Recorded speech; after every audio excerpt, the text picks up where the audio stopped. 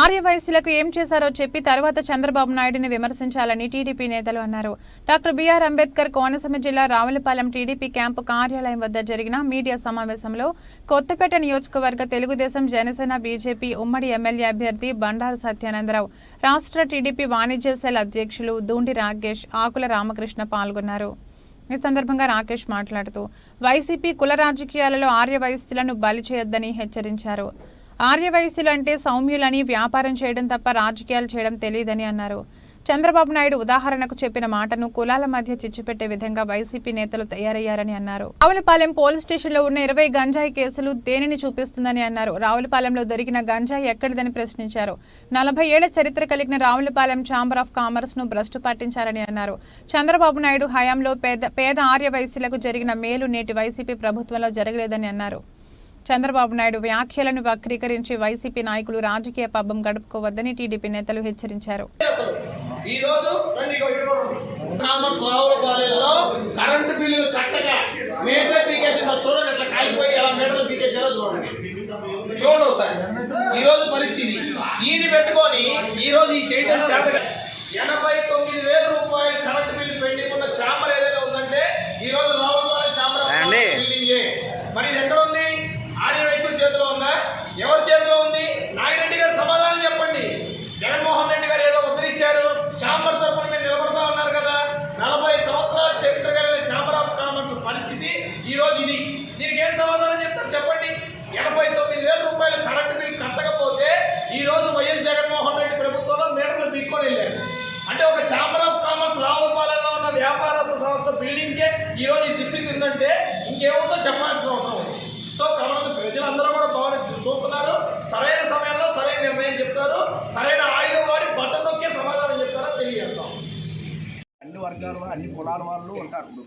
ఒక కిరాణా వర్తకుల సంఘం ఛాంబర్ అనేది ఉంది, దానికే పరిమితం చేయాలి తప్ప వీళ్ళు చేసేది ఎంత మాత్రం అది కేవలం రాజకీయ క్రీడ. ఏపీ నుంచి మొన్న మాత్రం మీటింగ్లో మాత్రం ఇలాగా చంద్రబాబు నాయుడు ఇలాగ అన్నారు, మన ఆర్వైస్ గురించి అన్నారు అని చెప్పి అంటే కాదు, ఆయన ఒకటే మాట అన్నారు. ఇవాళ గంజాయి డ్రగ్స్ ఈ రావులపాలెం సెంటర్లో బాగా విచ్చలవిడిగా వెళ్ళిపోతుంది, కిరాణా కొట్లు అమ్మే స్థాయి కూడా వచ్చేసింది, అవునా కాదని చెప్పి ప్రజలంటే అవును, ప్రజలందరూ అవునని చెప్పారు. ఇదే మీటింగ్లో మన రాత్రి మీటింగ్లో వస్తే నాకు రామంటే మీటింగ్ అవుతే నేను రాను, చంద్రబాబు నాయుడు గారు ఆర్వైస్ గురించి ఏమైనా మాట్లాడితే మాత్రం నేను వస్తాను తప్ప దీని వ్యాపారం సంబంధించి ముడేస్తే మాత్రం నేను రాను. నేను హోల్సేల్ వ్యాపారం, నాకు రిటైల్ కూడా 2 ఉన్నాయి, దీని గురించి నేను రాని చెప్పి ముందే చెప్పాను, నేను రానని చెప్పాను. మొన్న రాత్రి కూడా మీటింగ్ వేస్తే మీటింగ్లో కూడా అదే చెప్పాను, నేను కూడా వెళ్ళలేదండి. కారణం అంటే వైసెస్ గురించి అయినా మాట్లాడితే నేను వెళ్ళాలి తప్ప ఆయన వ్యాపారస్తుల గురించి కానీ ఏమన్నా సంఘం ఇలాగ గంజాయి డ్రగ్స్ కూడా ఇలా రావులపాలెం కిరాణా కొట్టులో కూడా అమ్మేస్తున్నారు, అలా స్థాయికి దిగజారిపోయింది చెప్పి అన్నారు తప్ప మా కులం గురించి కానీ మా వైసెస్ గురించి కానీ ఏం మాట్లాడలేదు ఆయన.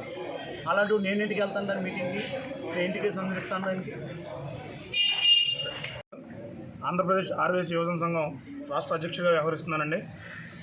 కుప్పం ప్రసాద్ ఆంధ్రప్రదేశ్ ఆర్వైస్ కార్పొరేషన్ చైర్మన్గా ఉన్నారు. వారు కూడా మాకు సమాజ వర్గానికి సంబంధించిన వ్యక్తే. అన్నయ్య, నీకు జగన్మోహన్ రెడ్డి గారు ఓ చైర్మన్ పదవి ఇచ్చినందుకు గత 4 సంవత్సరాలుగా నీకు ఒకరికి ఇచ్చారు. ఈ రాష్ట్రంలో వైసీపీకి చాలామంది కష్టపడ్డ వ్యక్తులు ఎవరికి మానేసి నీకు ఒక్కరికి ఎందుకు ఇచ్చారంటే ఆర్యవైశ్యుల మీద ఎక్కడైతే దాడులు జరుగుతాయో, ఎక్కడైతే నిందల పాలు అవుతున్నారో వారిని కాపాడటానికి మాత్రం నీకు ఈ పదవి ఇచ్చారు తప్ప ఆర్యవైశ్యుల్లో ఉన్నటువంటి నిత్యం ఎంతోమంది పేద ప్రజలు ఉన్నారు, వారి చదువు కోసం కానీ వారి వ్యాపారాల కోసం కానీ నువ్వు ఏ రోజు కూడా ఈ 4 సంవత్సరాల్లో కూడా ₹1 నిధి కూడా మాకు ఎవరికి వైసీపీకి ఎవరికి నువ్వు ఏర్పాటు చేయలేకపోయావు.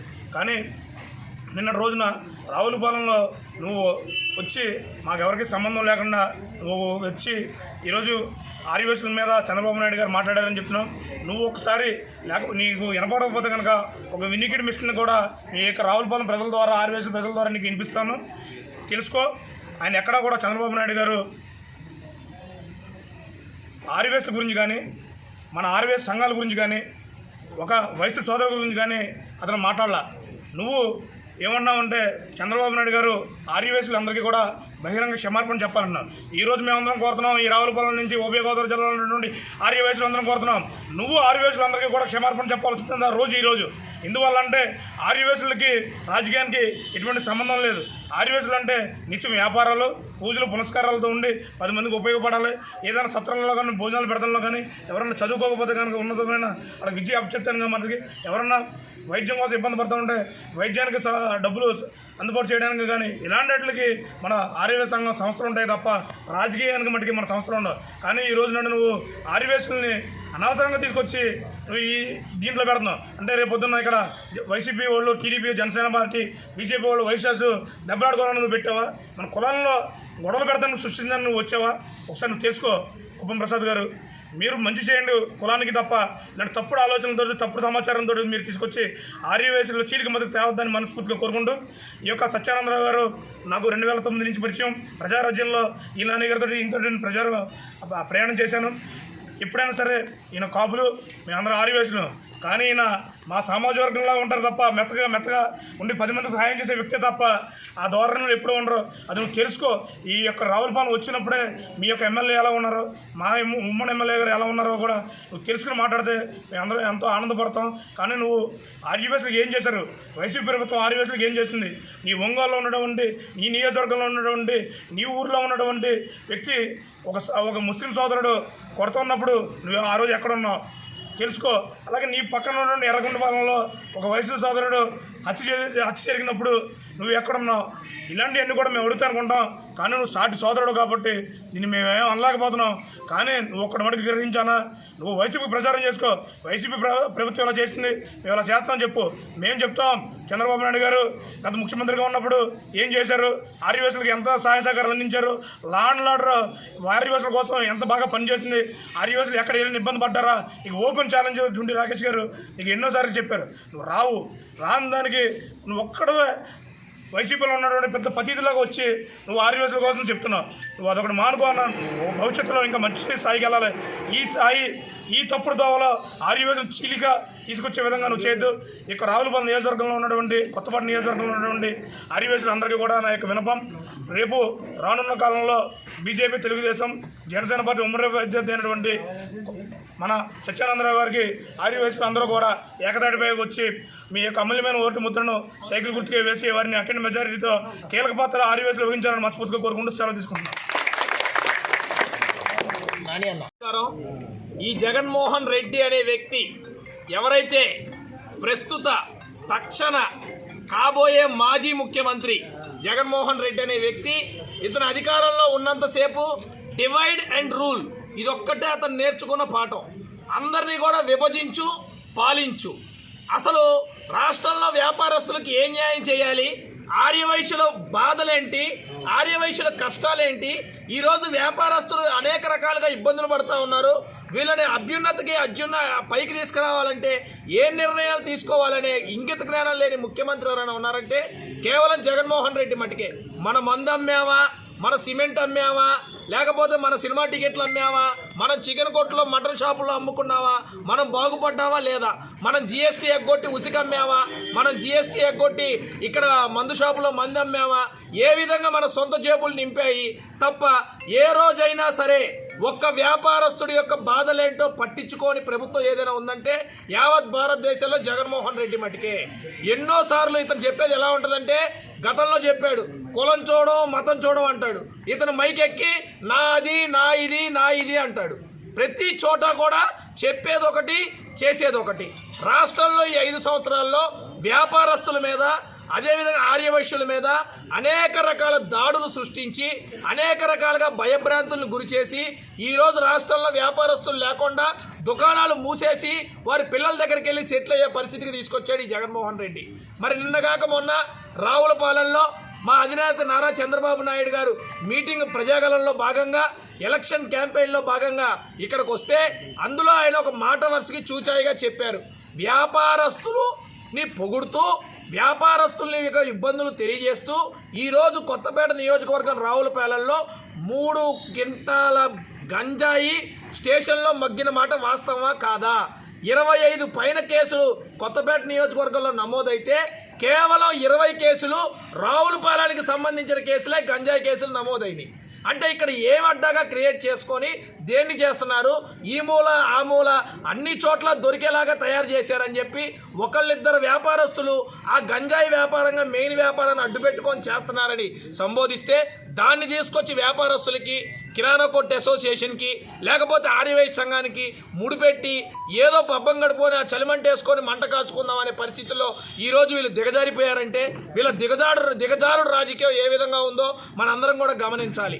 అసలు జగన్మోహన్ రెడ్డి అనే వ్యక్తి రెవెన్యూ ఇంటెలిజెన్స్ అని ఒక శాఖని ప్రారంభించి ఈ శాఖ యొక్క కార్యకలాపాలు ఏంటంటే 4 సంవత్సరాల్లో వ్యాపారస్తుల మీద దాడులు చేయటం, అఫీషియల్గా డబ్బు పట్టుకోవటం, వ్యాపారస్తుల్ని బెదిరించటం, ఎక్కువ లాభాలు డబ్బులు ఎక్కడైతే ఉన్నాయో వాటిని వీళ్ళు కబ్జా చేసేయటం, దీన్ని పనిగా పెట్టుకొని ఒక డిపార్ట్మెంట్నే పెట్టుకొని జగన్మోహన్ రెడ్డి నడిపాడు. అసలు జిఎస్టీ కేంద్రం చూస్తుంది, జిఎస్టీకి ఏమైనా తప్పులుంటే కేంద్ర ప్రభుత్వం చూస్తుంది. ఇతనెవరు ఇక్కడ ఒక శాఖను పెట్టడానికి? ఎక్కడైనా భారతదేశంలో అసలు ఈ శాఖ ఉందా? రెవెన్యూ ఇంటెలిజెన్స్ అనేది అక్కడ ఏమైనా ఉందా? స్టేట్ రెవెన్యూ ఇంటెలిజెన్స్ అనేది అది పెట్టి ఈ రోజు కూడా ఎలక్షన్ కోడ్ వచ్చిన తర్వాత కూడా అనేక చోట్ల వ్యాపారస్తులు భయభ్రాంతులకు గురి చేస్తున్నారు. నిన్నగాక మొన్న కర్నూలులో శేషయ్య శెట్టి అనే అతన్ని పోలీస్ స్టేషన్కి తీసుకెళ్లి కొల్లబొడిచారు తెలుగుదేశం పార్టీలో మద్దతుగా ఉన్నందుకు. చోడవరం నియోజకవర్గంలో తెలుగుదేశం పార్టీ కోసం ప్రచారం చేస్తున్నాడని టైల్స్ వ్యాపారస్తుడి మీద దాడి చేపించాడు. నిన్న నంద్యాలలో బ్యాంక్ విత్డ్రావల్ క్యాష్ చేసినా కూడా వైట్లో ఉన్న క్యాష్ను కూడా తీసుకెళ్లి సీజ్ చేసి ఇబ్బంది పెట్టిన ఘటనలు మనం చూసాం. ఈరోజు వ్యాపారస్తులకి ఏ విధంగా అండగా ఉన్నావో చెప్పడం చేతగా నువ్వు ఈ విధంగా కులాల మధ్య వర్గాల మధ్య కుంపడి పెట్టి ఇబ్బంది పెట్టాలని చూస్తూ ఊరుకోం. గుర్తుపెట్టుకో, జగన్మోహన్ రెడ్డి అండ్ కంపెనీ ఎవరైనా సరే మీరు తెలుసుకోవాలా. ఇక్కడ ఉన్న ఒక ఎమ్మెల్యే, కాబోయే మాజీ ఎమ్మెల్యే, ఆయన సౌమ్యుడా, మా నాయకుడు సౌమ్యుడా. అతని పేరు చెప్తే అందరూ భయపడతారు వ్యాపారస్తులు. కానీ మా బండారు సత్యనారాయణ గారి పేరు చెప్తే చిన్న పిల్లగాడైనా సరే సౌమ్యుడు అని చెప్పి చెప్తారు. దేనికి అది నువ్వు తెలుసుకో. ఈరోజు ఛాంబర్ ఆఫ్ కామర్స్ ఒక రెడ్డి వ్యవహరిస్తూ ఈరోజు కరెంటు బిల్లులు కట్టలేని స్థితిలో ఈరోజు ఈ ఛాంబర్ ఆఫ్ కామర్స్ని తీసుకొచ్చారు. కానీ అదే మా బండారు సత్యనారాయణ గారు ఎమ్మెల్యేగా ఉన్నప్పుడు సత్యానందం గారు 5 లక్షల రూపాయలు సత్యానందం గారు ఛాంబర్ ఆఫ్ కామర్స్కి తన నిధుల నుంచి ఇచ్చి ఛాంబర్ మరమ్మతులు చేసుకోవడానికి ఉపయోగపడ్డ వ్యక్తి మా నాయకులు. అటువంటిది ఇలాంటి వ్యవహారాలు మీరు చేసి ఇవాళ ఏదో పబ్బం గడుపుకొని కులాల మధ్య కుంపటిగా రాజేసి మేమేదో టైంపాస్ చేద్దామని చూస్తే మేము చూస్తూ ఊరుకో. ఇమీడియట్గా మీ బుద్ధి మానుకోండి. మీరు చేసిన తప్పుకు వ్యాపారస్తులకు క్షమాపణ చెప్పండి. ఈరోజు ఇక్కడికి వచ్చే ముందు వ్యాపారస్తులందరినీ కలిసి వచ్చాం. వారి మనసులో ఏమీ లేదు, అసలు వాళ్ళు అలాంటి ఆలోచనే లేదు. చంద్రబాబు నాయుడు గారు ఉంటేనే మేం బాగుంటాం, మా వ్యాపారాలు బాగుంటాయని వ్యాపారస్తులు చెప్తా ఉన్నారు. కానీ మీరు ఈరోజు కావాలని బెదిరించి రాజేసి 1 గంట షాపులు మూయించి మేమేదో సాధించామని సోషల్ మీడియాలో ప్రగల్భాలు పలుకుతూ మీ ఇష్టం వచ్చినట్టు చేస్తున్నారు. ఇది పద్ధతి కాదు. తెలుగు వాణిజ్య విభాగం తరపున ఈ సంఘటనని వైసీపీ నాయకులు కానీ చేసిన ఈ ఛాంబర్ ఆఫ్ కామర్స్లో ఎవరైతే రోజుకి 24 గంటల్లో 20 గంటలు ఎమ్మెల్యే కారులో తిరిగే ఈ Narreddy chamber of commerce president ఎవరైతే ఉన్నారో కర్రి నాగిరెడ్డి గారు, మీరు బుద్ధి మార్చుకోవాలి. మీరు ఆ ఓట్లు అడగదలుచుకుంటే బ్రహ్మాండంగా మీ నాయకుడిని ఎంటబెట్టుకొని ఏవండి కొనిజేటి రోసయ్య గారికి మా ముఖ్యమంత్రి దండేశాడా లేదా, వేశాడు అని ఓట్లు అడగండి. ఆర్యవైశ్యుల్ని వ్యాపారస్తులకి మేము ఇంత మంచి చేశాం అని చెప్పి అడగండి. ఈరోజు చెత్తకు ట్యాక్సు, బోర్డుకు ట్యాక్స్, 6 సార్లు కరెంటు బిల్లు పెంచారు. ప్రాపర్టీ ట్యాక్స్ పెంచితే అద్దె షాపుల మీద భారం పడతాం.